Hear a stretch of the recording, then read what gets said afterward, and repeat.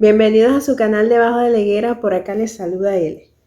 Bueno, hoy quiero hablar sobre el Evangelio del día de hoy, corresponde a San Juan capítulo 7, y nos va a hablar de una parte pues donde está ocurriendo la fiesta, o va a ocurrir la fiesta de los tabernáculos, ¿no? Y en ese proceso Jesús tiene que ir para esa fiesta. Pero él no llega a la fiesta en el momento que empieza la fiesta, sino como a mitad de la fiesta, es decir, eran como 8 días. Dice acá, si eran la fiesta de los tabernáculos, era una de las 3 grandes solemnidades en la que los judíos se creían obligados a presentarse en el templo de Jerusalén para adorar a Dios. La gente improvisaba cabañas para vivir en ellas durante los 8 días, ¿no? Entonces resulta que el Señor Jesucristo no llegó en los primeros días, sino a la mitad de esa celebración. Dice la escritura, pues que él se quedó en Galilea, no se fue pues en el momento de que empieza la celebración hasta Judea porque lo querían matar, o sea, y él quería llegar como en un momento estratégico, un momento específico, un momento ya, pues en el plan, previsto en el plan de Dios, ¿no? Vamos a decirlo así. Él no iba a llegar porque su familia le dijo, en mismo San Juan 7, su familia le dice, vete para Judea para que te conozcan.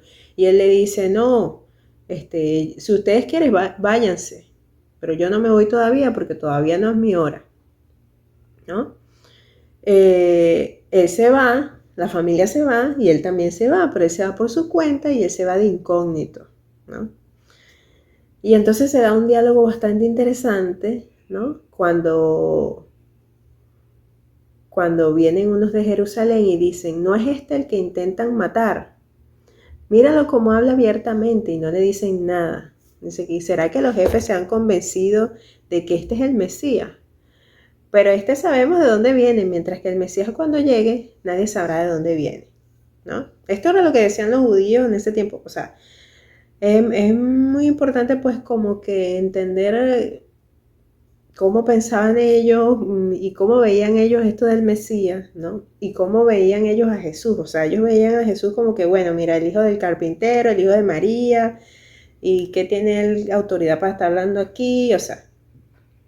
Pero Jesús enseñando en el templo, dice aquí, gritó, a mí me conocéis y conocéis de dónde vengo, sin embargo, yo no vengo por mi cuenta, sino que el verdadero es el que me envía.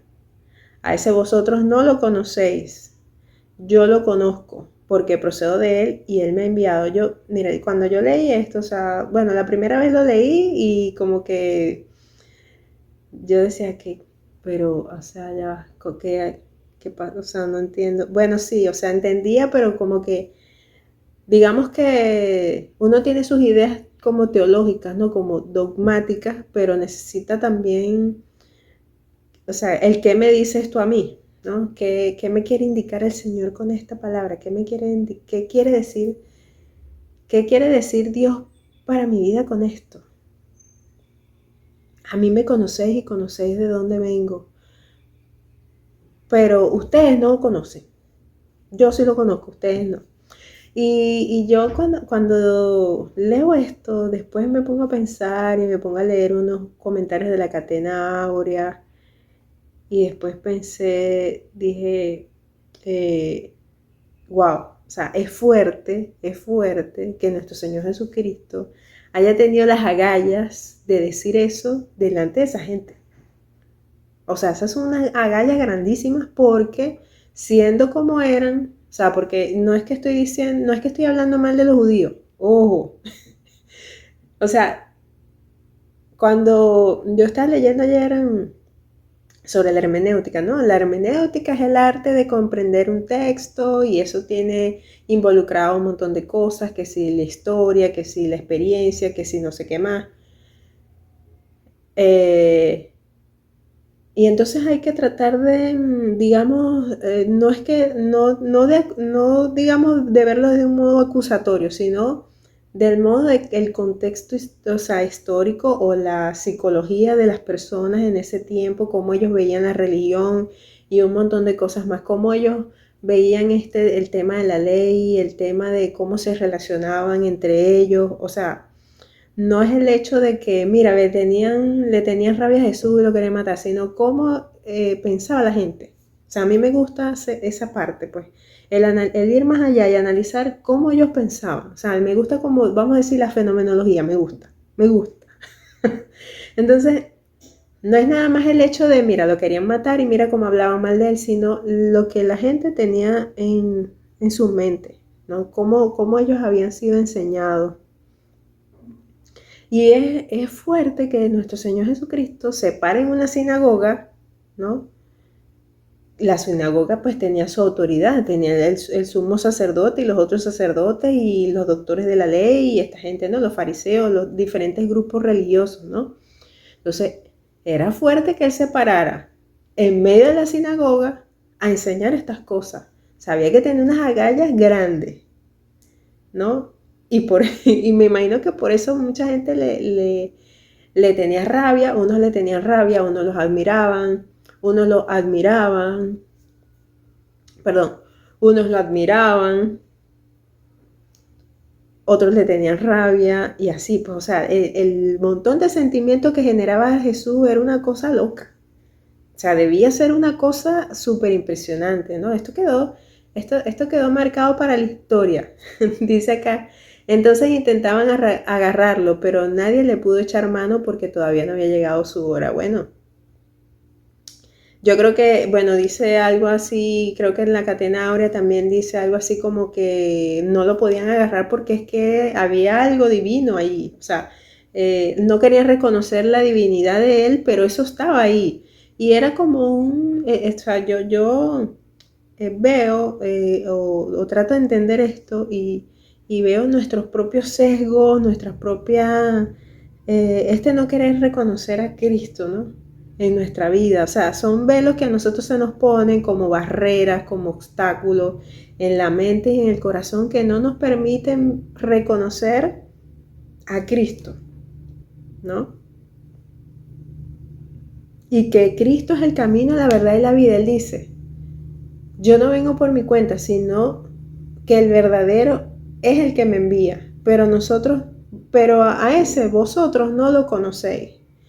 Y yo, bueno, y dice también en esa Catena Áurea, en un comentario, creo que de San Juan Crisóstomo, o de San Agustín, de uno de ellos, algo así como que eso era lo que le daba a los judíos, o sea, a la gente de esa época, lo que le daba molestia o lo que le molestaba era esto, pues que él dijera, ustedes no lo conocen. Y eso a nosotros también nos pasa, o sea, nosotros pensamos que conocemos a Dios, pensamos que amamos a Dios y nos da rabia que nos digan, tú no amas a Dios, tú no conoces a Dios. Eso le pasa mucho a los cristianos. Cuando, por ejemplo, hablamos de esto de la verdad o de la religión plena, verdadera, hay división y molestia y también inconformidad, también se genera soberbia, se genera conflicto por esto de quién conoce más de Dios que quién. Oh, está fuerte, ¿no? Está fuerte. Y muchas veces esto pasa porque no ponemos a Cristo en el centro de todo. Porque Él es el que nos lleva al Padre. El que me ha visto a mí, ha visto al Padre, dice Jesucristo, ¿no? Nadie va al Padre si no es por mí. Yo soy el camino, la verdad y la vida. Pero realmente es el camino, la verdad y la vida para nosotros. ¿Mm? Y nos molesta cuando nos dicen, como le decía Jesús a los judíos, ustedes no lo conocéis. Nosotros a veces también no tenemos la noción correcta de Dios. Y pensamos que lo conocemos, pero en realidad no tenemos esa apertura de corazón para conocerlo como debemos conocerlo. Como debemos conocer y vivir a Dios. ¿Por qué? Porque es a través de Jesucristo y a veces lo que buscamos es, pues, digamos, validar nuestro propio conocimiento, darnos a conocer nosotros, o decir yo conozco de Jesús y nadie sabe más de Jesús que yo, o yo conozco de Dios y nadie sabe más que yo, o yo tengo el conocimiento oculto de Dios, porque yo soy un iluminado y es el que sé todo.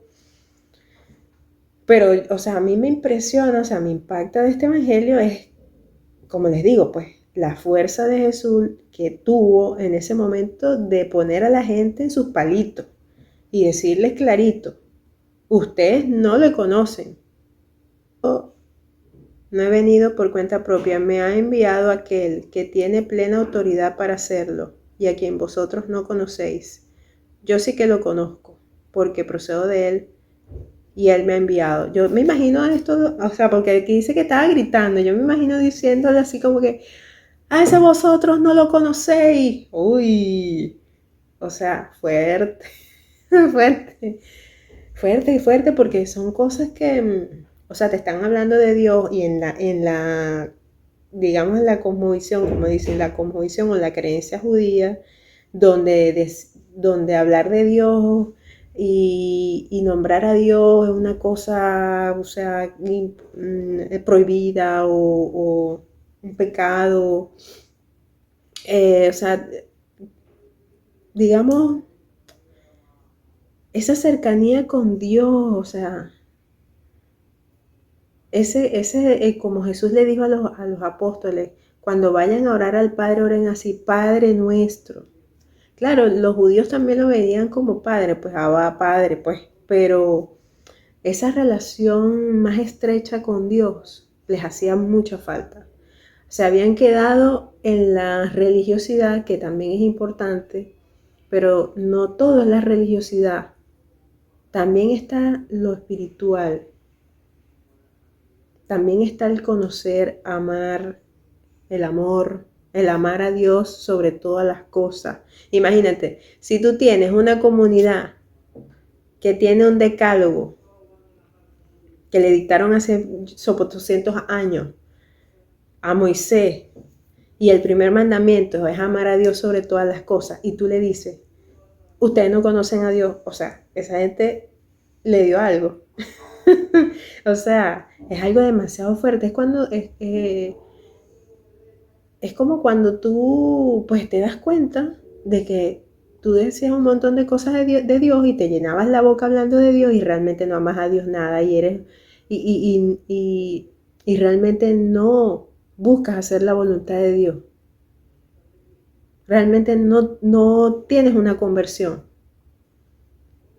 Y había uno de los comentarios también de la Catena Áurea que decía, las personas se admiraban de Jesús y de esa fuerza y de esa convicción y de lo que decía y que se paraba ahí en el medio y decía y yo no tengo, o sea, una persona que era estratégica.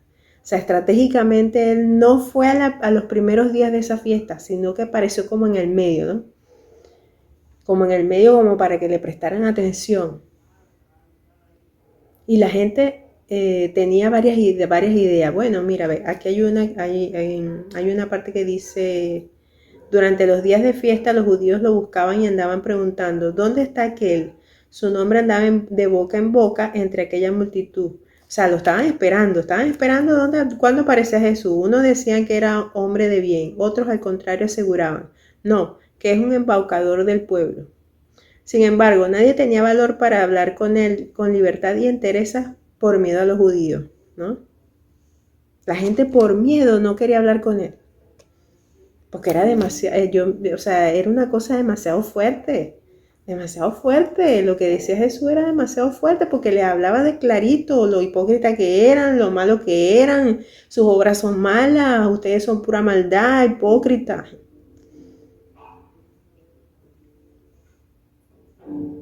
Es lo que dice la primera lectura. La primera lectura dice, acechemos al justo que nos resulta fastidioso, se opone a nuestro modo de actuar, nos reprocha las faltas contra la ley y nos reprende contra la educación recibida, presume de conocer a Dios y se llama a sí mismo hijo de Dios. A la gente le molesta. Cristo cuando está en esta posición, cuando te dice las cosas en tu cara, cuando te dice lo malo que eres, cuando te dice lo pecador que eres, las cosas en que eres desordenado, lo que lo haces mal. A la gente no le gusta esa postura de Jesús o ese Jesús que te hace ver tus errores. Es que a nadie le gusta que le hagan ver sus errores. Eso es una realidad. A nadie le gusta que le hagan ver sus errores. Entonces a la gente le gusta el Jesús que te abraza, el Sagrado Corazón, el Jesús de la Misericordia, que es también Jesús, porque él es misericordioso, o sea, pero también nos habla de nuestra realidad pues interna, de lo que somos, nos hace que nos demos cuenta de la situación de nuestra alma. Y a nadie le gusta eso, a nadie le gusta eso de que te digan que eres un falso, un hipócrita, o sea, que te hagan ver, o sea, que espiritualmente tú te des cuenta de todo lo que adolece.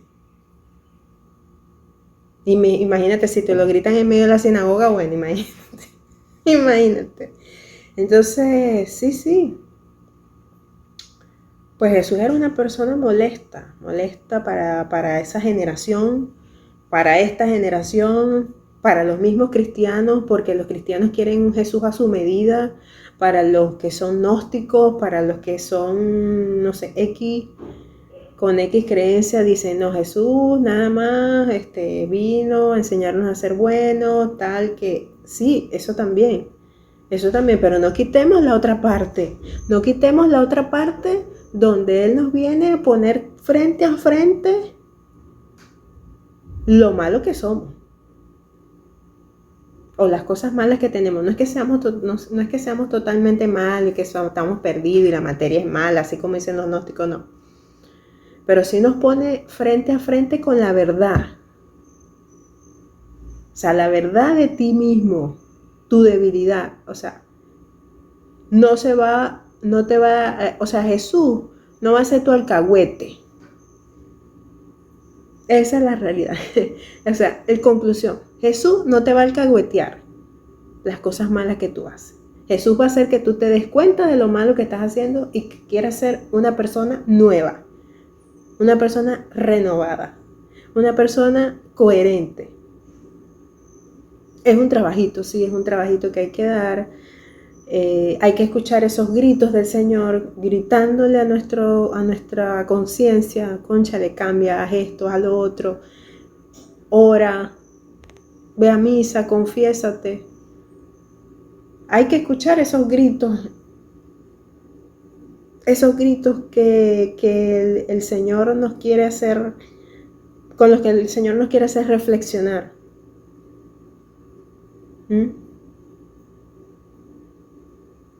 Y eso es lo que va a hacer cuando esos gritos de Jesús, del medio de la sinagoga, en medio de todo el mundo, diciéndonos lo que somos y lo que no somos, ahí es que el mundo, la sociedad y todas las cosas van a cambiar. Cuando nosotros cambiemos ese corazón que tenemos.